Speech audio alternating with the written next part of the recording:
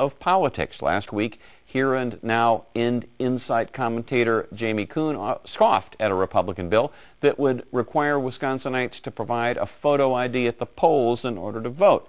She claimed it was a partisan conspiracy to drive down voter numbers. This week's commentator Christian Schneider says not so fast. He says voter IDs are a good thing. Here's tonight's End Insight with Christian Schneider. It's simply not reasonable to turn voter ID bills into some kind of dark Republican conspiracy. Verifying that voters are who they say they are should be a fundamental principle when running our elections in Wisconsin.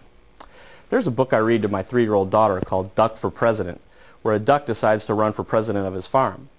When he sets up his polling place for the other animals to vote, the cartoon duck requires identification to vote. Naturally, it makes perfect sense, even to 3-year-olds and ducks, that you should have to prove who you are to cast a ballot. But this is lesson our elected officials can't even learn. Time after time, legislative Republicans have pushed for bills requiring a photo ID to vote, and they either end up vetoed or stalled in the legislative process.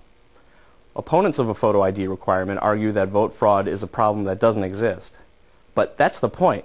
Under our current system, there's no way to tell how many illegal ballots are being cast. That's like saying that graffiti doesn't exist because we never catch people in the act. Photo ID opponents always emphasize how important voting is, but that's exactly why it makes sense to know whether voters are who they say they are.